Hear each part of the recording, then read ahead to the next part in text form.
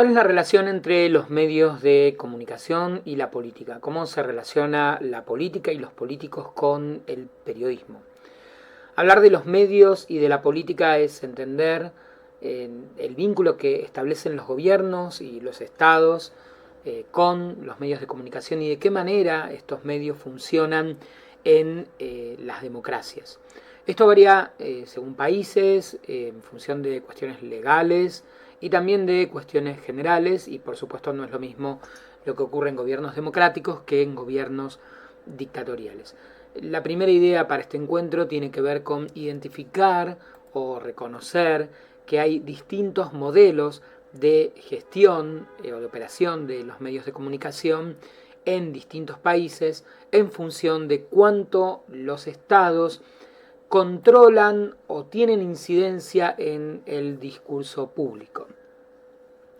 Evidentemente esto ha cambiado, pero en líneas generales los medios de comunicación, especialmente los medios gráficos, que fueron los que surgen al inicio, a fines del siglo XIX y ya en principios del siglo XX, estos medios, diarios, revistas, surgen en manos privadas. Segunda parte del siglo XIX, principios del siglo XX, hay pocas experiencias de medios impresos que no hayan sido privados en los sistemas democráticos.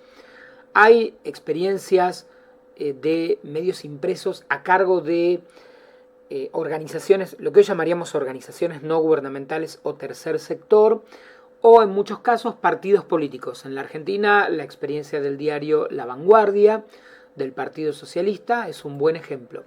Pero no hay experiencias de diarios que hayan sido propiedades de los gobiernos. En general, en el mundo occidental eso no ha ocurrido. Sí hay un órgano, el famoso boletín oficial, en el que los gobiernos difunden las leyes, las normas, los decretos. Todos los organismos tienen que dar, todos los entes del Estado tienen que dar a conocer lo que realizan, y lo hacen a través del boletín oficial en el que se publican las normas y las leyes todos los días.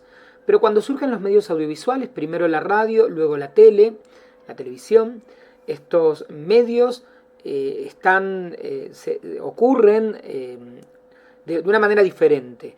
Para poder operar en el espectro de onda en radio o en televisión, el Estado tiene que asignarle una frecuencia a un privado. Entonces lo que va a ocurrir es que las ondas o el espacio de onda por el que se emiten las transmisiones de radio y tele son del Estado, y es el Estado el que va a darle, en algunos casos, concesiones privadas a ciertas empresas, y en otros modelos el Estado. De eso vamos a estar hablando ahora. Cuando surgen las nuevas tecnologías, hay dos modelos diferentes. En Europa se van a consolidar modelos de gestión pública. Por ejemplo, la BBC, que es el sistema público de la televisión y de la radio, originalmente de la radio inglesa, que ya desde 1923 empieza a transmitir, y todo esto está bajo gestión del Estado. El sistema europeo es un sistema predominantemente público, mientras que en los Estados Unidos, en América Latina, los estados mayormente van a concesionar las ondas a empresas privadas que se van a hacer cargo de la generación de los contenidos en estos nuevos medios. Esto va a cambiar con el paso de las décadas, y en los años 60, 70 en los Estados Unidos van a empezar a surgir medios públicos. El caso de la PBS es un buen ejemplo, y en los países europeos se van a empezar a dar concesiones para que haya empresas privadas de radio y televisión. Esta es una primera clara diferenciación. Más allá de esto, será importante pensar de qué manera se diferencian los sistemas de medios privados y públicos. En algunos países hay tendencias a estructuraciones o formatos de medios monopólicos o duopólicos, como se los conoce en México, formatos o estructuras de grandes empresas que en otros países esto no ocurre de una manera tan clara. El caso de conglomerados de medios como Televisa, Televisa en México o Televisa y Azteca, el conglomerado de la Red Globo en Brasil, Caracol en Colombia, son algunos ejemplos de estas grandes empresas que muchas veces controlan o tienen bajo su órbita muchos medios incluso en la actualidad medios audiovisuales, medios gráficos. Así que esto es realmente uno de los temas a tener en cuenta, la manera en que están organizados los medios de comunicación. En cuanto a los medios públicos, en muchos países, los medios públicos dependen de órganos colegiados, dependen del Estado, pero no linealmente del gobierno de turno, no dependen directamente del poder ejecutivo. Hay alguna estructura colegiada que muchas veces es representativa de la estructura del Parlamento, o sea que quien controla, el órgano que controla algunas televisiones o radios públicas, tiene una colegiatura o un directorio que es representativo al Congreso, con lo que en algún punto a la hora de tomar las decisiones no incide de una manera tan directa la presidencia. En la Argentina esto, por ejemplo, es diferente. Los medios públicos dependen directamente de la presidencia de la nación, por ende, cuando cambian los gobiernos, evidentemente van a cambiar contenidos, líneas editoriales y puntos de vistas de estos medios públicos.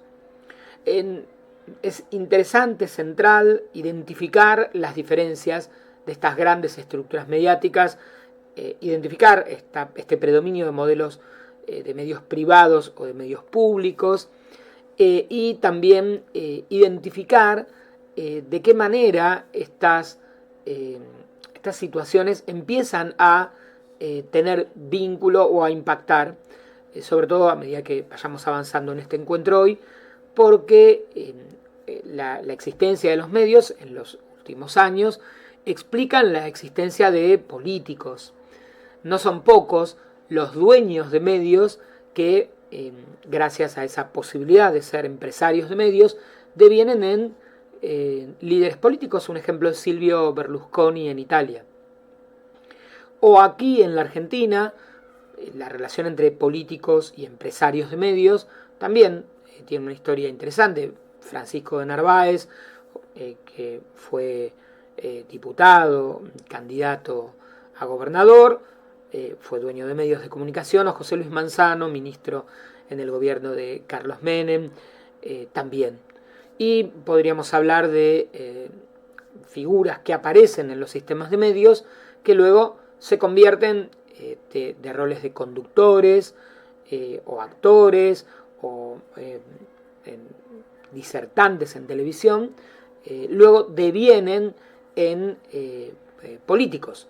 Y el caso de Donald Trump, como millonario con protagonismo en el lenguaje audiovisual y en la televisión, es también un ejemplo válido para considerar. Así que entender quiénes son los dueños de los medios y de qué manera los medios están organizados, si son estatales o privados, y cómo opera el sistema de medios, explica de alguna manera en este siglo XXI también qué ocurre con la política y qué ocurre con los políticos y también con la comunicación política. Hay países en los que hay un mayor predominio de medios locales, regionales, municipales, provinciales, medios privados y públicos, y otros países en los que los medios de comunicación suelen estar concentrados en medios de alcance nacional, pero que se concentran en un lugar. El sistema de los medios en la Argentina tiene un poco estas características, medios que desde Buenos Aires construyen o generan contenidos a nivel nacional y escasez de medios en distribuidos en todo el país. Esto es un problema en la Argentina. El otro tema interesante a considerar es si los medios o si tienen acceso a tener o a generar contenidos en medios de comunicación, organizaciones no gubernamentales, sindicatos, gremios, otras estructuras que no sean estados o empresas con fin de lucro. En el marco de toda esta realidad, tenemos la cantidad de contenidos, medios, plataformas que empiezan a crecer en redes sociales, sean desde redes audiovisuales, Instagram, Twitch, YouTube, canales, contenidos, o X, blogs. Este es un tema también muy interesante. Detrás de esas plataformas o de esas redes sociales, ya aquí hay, por supuesto, empresas, pero también hay ciudadanos, simplemente, partidos políticos que pueden generar sus contenidos, sus plataformas, políticos directamente que generan sus contenidos, empresas, y hay un tema interesante a discutir o a tener en cuenta, es que en esta nueva realidad se vuelve complejo identificar quiénes están detrás de los mensajes que vemos en el contenido en redes sociales, porque aunque no es fácil identificar, mucho menos para un ciudadano común, quiénes son los dueños de los medios de comunicación, de un canal de televisión, de una radio, es una empresa que está reglada, organizada, legislada, y podemos saber quiénes son los accionistas, cuál es la estructuración. Pero en el caso de los contenidos que vemos en redes, no es fácil identificar quiénes sostienen económicamente el proyecto, qué intereses, a quiénes representan las personas que están hablando, cuál es el financiamiento de esos contenidos, redes, de esas cuentas, y qué hay detrás de estos influencers, de estas figuras, de estas personas que vemos en plataformas. Y es uno de los temas que estamos discutiendo en la actualidad y que nos tienen que ocupar y preocupar cuando pensamos en la comunicación política, ya seamos nosotros quienes analicemos la comunicación tal y como ocurre, tratemos de entenderla, o trabajemos para asesorar a alguien en comunicación política, porque el panorama es realmente complejo y identificar líneas editoriales y entender cómo ocurre todo esto y qué es lo que está pasando es complejo. Mientras todo esto, este primer panorama de la realidad, de cómo se encuentra el panorama de los medios en la actualidad, esta complejidad entre empresas, entre distintos intereses, entre medios públicos, privados, las nuevas propuestas de las redes. Mientras todo esto ocurre, tenemos que pensar, o pensamos aquí en este espacio, cómo o analizar de qué manera, evidentemente a lo largo del siglo XIX, XX, XXI, se ha ido moviendo el espacio del debate público, de la discusión pública, en su origen, la calle, el espacio público, el lugar en el que están las personas, el parlamento, los congresos, las reuniones entre figuras de la política, cómo esto se ha ido corriendo paulatinamente de lugares institucionales o más formales a lugares más informales como los medios de comunicación o las plataformas. Los debates ya no se dan únicamente en el Congreso, o a veces ni siquiera tanto, o en un encuentro entre políticos de distintos espacios, ocurren en las pantallas de televisión, ocurren en las redes sociales, políticos del oficialismo, de la oposición, que en vez de discutir sobre política en el Congreso, en una comisión o en un encuentro a puertas cerradas, en este caso, estas discusiones ya ocurren en un espacio público, en las redes sociales. Un funcionario dice algo de la oposición, el otro funcionario o el candidato opositor o alguien del otro partido le contesta, le retruca, esto en discusiones breves, o esto mismo se da en el estudio de televisión o en radio. Aquí ya ha desaparecido la comunicación privada, entre sí, hay una comunicación escenificada, televisiva, teatralizada. Podemos hablar de que, o alguien podría decir, que esto es muy bueno, es interesante, porque entonces las discusiones y los debates, en vez de ocurrir a puertas privadas, se dan a la luz pública. Y de esta manera, en las redes, en la luz pública, en la tele, todos somos testigos de lo que está ocurriendo y de lo que cada uno dice. Es una comunicación real, honesta, no hay nada a puertas cerradas, pero bueno, no es lo que ocurre muchas veces. Muchas veces no es ni una comunicación real ni honesta. Lo que hay es una puesta en escena para que el político pueda congraciarse con específicamente su público y sus electores, sus posibles futuros electores o su núcleo duro. Los mismos políticos lo cuentan. Me contesta mal en redes, me insulta, me dice de todo, pero cuando me encuentro me saluda y conversamos amablemente. Es todo una puesta en escena. Hay algo en el espacio público totalmente distinto a lo que ocurre en la realidad, incluso a lo que ocurre en situaciones concretas de la política, por ejemplo, en las votaciones en la Cámara de Diputados o de Senadores. El funcionario o el candidato o el parece opositor, pero luego resuelve como oficialista. Se plantea enojado, pero luego resuelve como que coincide. Bueno, acá hay algo interesante para pensar, porque entonces, realmente, ¿qué piensan los políticos? O cómo comunican. ¿Qué pasa en este juego? ¿No? Es muy peligroso, porque los escuchamos decir algo, los podemos ver hacer otra cosa completamente distinta, y esta escenificación puede funcionar bien, pero también puede funcionar mal, sobre todo si los ciudadanos descubren estas formas escenificadas algo desbordadas. ¿Cuánto tiempo se podrá sostener aquí? El espacio público prácticamente desaparece. Desaparece la plaza pública, desaparece el encuentro con los vecinos, desaparecen los encuentros partidarios, las unidades básicas, los comités, los ateneos, el encuentro de carne y hueso.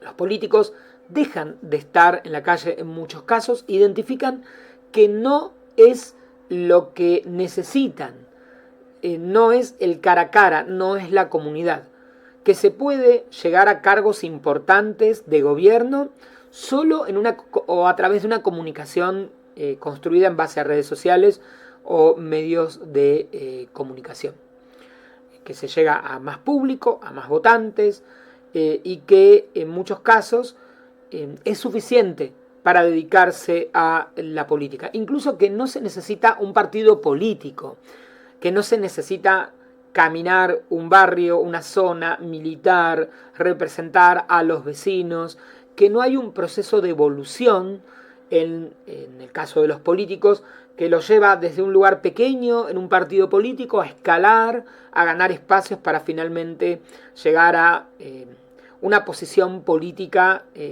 importante. Esto es evidente en estos tiempos. El político había tenido primero un cargo local, luego llegaba a una diputación, a una gobernación. Pero en la actualidad, alguien que nunca militó, nunca tuvo un grupo de pertenencia, no participó en un partido político, puede ser diputado, presidente, gobernador, sin necesidad incluso de una estructuración de un partido político. Y esto se logra, o se viene logrando en muchos casos, solo a partir de los medios de comunicación. Por eso muchas veces los partidos van a buscar afuera a esas figuras que son celebrities que pueden traer votos, o muchas veces esa figura llega al partido político, luego dice: hola, vengo yo con la intención de ser candidato, traigo todos estos fans que pueden ser mis votantes. Ahora, en una estructura en la que los partidos políticos son la base de los sistemas democráticos, todo se estructura a partir de estos partidos que representan a los ciudadanos. ¿Qué ocurre? ¿Cómo queda todo? ¿Qué ocurre cuando el candidato no necesita los partidos políticos? O cuando los partidos no son el eje central. ¿Qué pasa con una democracia que pareciera que lo importante son los medios de comunicación y no ni la militancia, ni el formar parte, ni el debatir internamente en la estructura partidaria? También es interesante aquí discutir de qué manera los medios de comunicación hablan de la política y hablan de los políticos. Depende de los tiempos, de los contextos, pero es bien interesante, importante, identificar si hay un discurso pro política o antipolítica en los medios de comunicación, mucho más si nos vamos a dedicar a la comunicación política. Evidentemente, en tiempos de crisis económicas, en todas partes predominan discursos antipolítica, descalificatorios de los políticos o de la política. Siempre se presenta a los políticos y a la política como los enemigos de los ciudadanos, del público, los causantes de todos los males. Suele anularse otras variables a la hora de analizar por qué funciona mal la realidad, la economía. Siempre el foco en los medios puede estar aquí, en el problema son los políticos y la política. En América Latina esto ocurre bastante. Hay un discurso antipolítica que ha crecido en los últimos años y que suele presentar a todo lo relacionado a los políticos y a la política como algo corrupto, sucio, malo en general. Y evidentemente esta construcción va a colaborar con que los ciudadanos no quieran militar o participar en política. Hay una idea de desprestigio asociado a eso que hará que nadie tenga ni demasiado interés ni demasiado compromiso con este universo de la política. No es siempre igual y no ha sido siempre igual. En la Argentina de la recuperación de la democracia, en los años 80, 83, 84, 85, el discurso era pro política. Luego de años de dictadura había una visión positiva de la política y de los políticos en líneas generales. Así que el hecho de que hubiera candidatos, elecciones, votos, distintas ideas, todo eso era visto de una manera positiva por la sociedad y por supuesto por los medios de comunicación. Si la política es vista como el enemigo o como el amigo, si se es condescendiente o crítico, evidentemente esto explicará lo complejo que es también para quienes son profesionales en la comunicación política construir estos vínculos. ¿Y de qué manera se ve del otro lado? ¿De qué manera se ve desde la política, desde el gobierno, los gobiernos, la oposición, a los medios de comunicación y a los periodistas o a la gente que genera contenidos en redes, como los buenos o los malos de la película? Estas relaciones son muy complejas.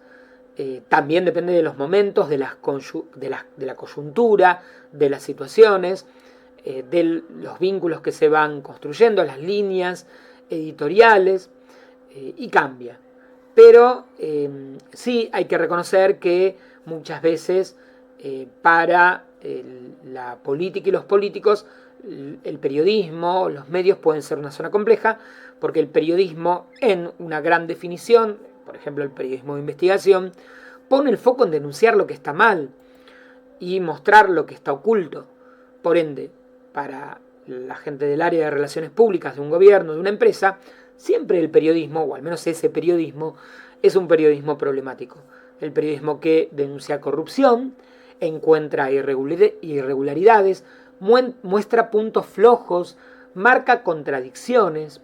Es lo que los sectores de poder en general, empresariales, en el gobierno, sea poder privado o público, intenta minimizar o que no se note.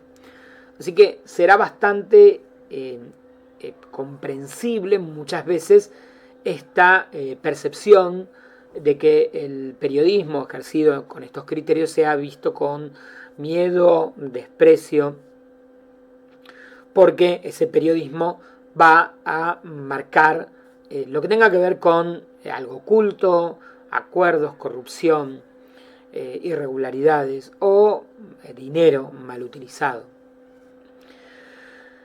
Evidentemente la visión de un periodismo corrupto, perdón, de una política corrupta también se construye a partir de que el mismo periodismo busca estas irregularidades.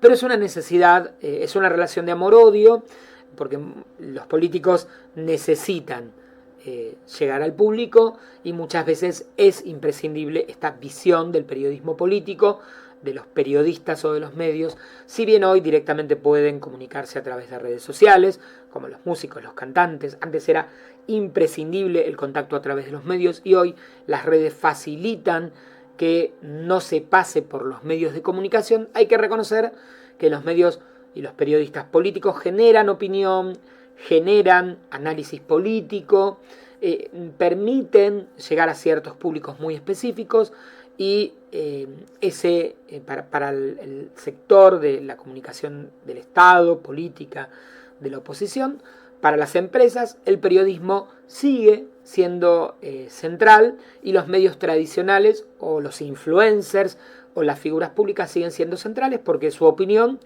tiene injerencia. A ningún político le gusta que hablen mal de ellos y esta siempre será una relación tensa. Habrá que prestar atención a cómo van evolucionando estos vínculos y a tener en claro la tensión que ocurrirá en estos vínculos. Por otra parte, en esta relación que estamos analizando hoy entre medios de comunicación, periodismo político y política, gobierno y oposición, otra de las ideas que me parece central para discutir y pensar es si los ciudadanos tienen sienten que los medios de comunicación y los actores los representan o no, si están subrepresentados o sobrerepresentados. Podríamos pensar que de la misma manera que los ciudadanos votan en elecciones y votan candidatos políticos y hay una representación, por ejemplo, en las cámaras de personas que tienen distintos intereses ideológicos, en muchos países cuestiones que tienen que ver con etnias, culturas. La pregunta que podríamos hacernos es, esta diversidad de las sociedades que se evidencia en los votos, que cambia con el paso de los años, cuando los votantes hacen distintas elecciones y votan a distintos candidatos, estas diferencias se ven representadas en los medios de comunicación. Ocurre que las distintas formas de ver la realidad aparecen en los medios de comunicación. Hay periodistas, políticos y medios de comunicación con los que la población pueda decir: me identifico, miran la realidad, analizan, interpretan, piensan de una manera que a mí me permita identificarme. Hay sectores ideológicos, culturales, que no están representados en los medios o subrepresentados o por otra parte sobrerepresentados.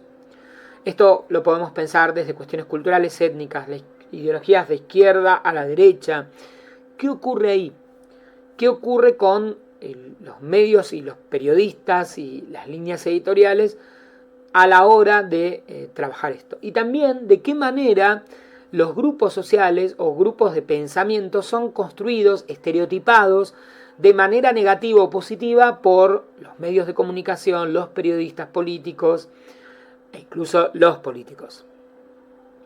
Es un tema muy interesante discutir si el sistema de medios, si los medios realmente le ofrecen a los ciudadanos los puntos de vista variados y diversos que le permitan a los ciudadanos verse reflejados y además contrastar puntos de vista y contrastar diferentes aproximaciones a la realidad o no, o esto no ocurre para nada. Hay sociedades, tiempos, momentos en los que no ocurre demasiado. Los medios se vuelven, por ejemplo, por dar uno, demasiado oficialistas o demasiado opositores, pero podríamos hacer este recorte con cualquier variable, cualquier enfoque. Vamos ahora, vamos a tratar de discutir o pensar de qué manera podemos clasificar a los periodistas, una clasificación simple de los periodistas, para entender cómo juegan en esta relación entre el periodismo y la política. Hablamos específicamente de los periodistas políticos. Algunas de estas clasificaciones o los periodistas que podemos clasificar aquí, se van a ir moviendo a lo largo del tiempo, no son clasificaciones estables o de distintas maneras, o en distintos contextos, según quién gobierne, según qué momento. La primera clasificación que vamos a hacer es la de los periodistas leales. Estos periodistas leales tienden a difundir lo que les interesa a los políticos. Podríamos acá encontrar a los periodistas que tienden a comunicar lo que quiere comunicar el gobierno, o los que tienden a comunicar lo que quiere comunicar la oposición o cierto partido de oposición. Ambos serían leales. Leales mayormente al gobierno o leales mayormente a la oposición o a algún partido de oposición. Suelen tener una visión relativamente clara a favor de algunos de los actores políticos. Así que tenemos, por un lado, los leales. Vamos con otra clasificación, el periodista vigilante. El que cuestiona la veracidad de los hechos y trata de hacer un periodismo desde la idea de control del poder. Un periodismo que ejerce vigilancia, sigue los hechos, toma el rol de control. Un periodista que verifica. Y ahí nos encontramos con un periodismo más bien crítico, analítico, de denuncia. Independientemente de quién esté en el poder, hay medios que su visión es esa. Nuestro periodismo es un periodismo que se basa en denunciar y en encontrar lo que está mal. Gobierne quien gobierne, ese es nuestro trabajo, o ese es mi trabajo, puede decir un periodista. Tenemos periodistas que buscarán un grado de neutralidad. Periodistas que buscarán ser equilibrados y ofrecer distintos puntos de vista.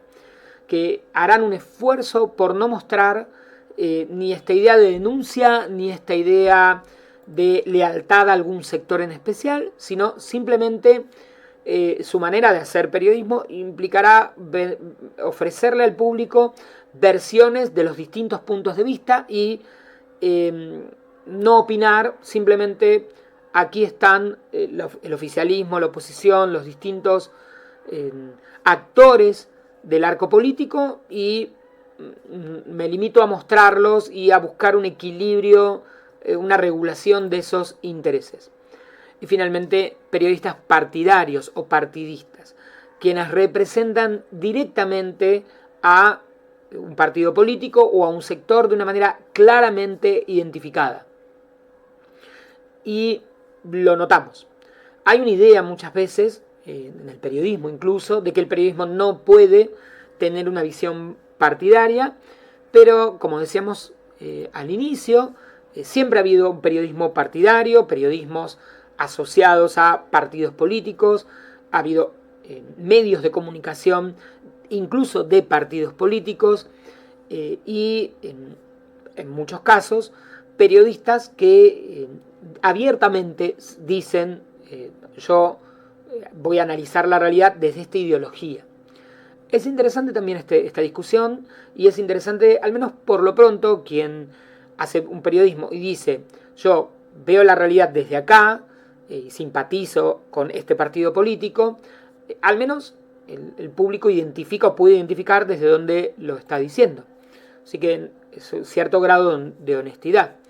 También el público podrá evaluar que si se identifica con un partido político, habrá una cantidad de información que no la dará o la dará desde ese lugar.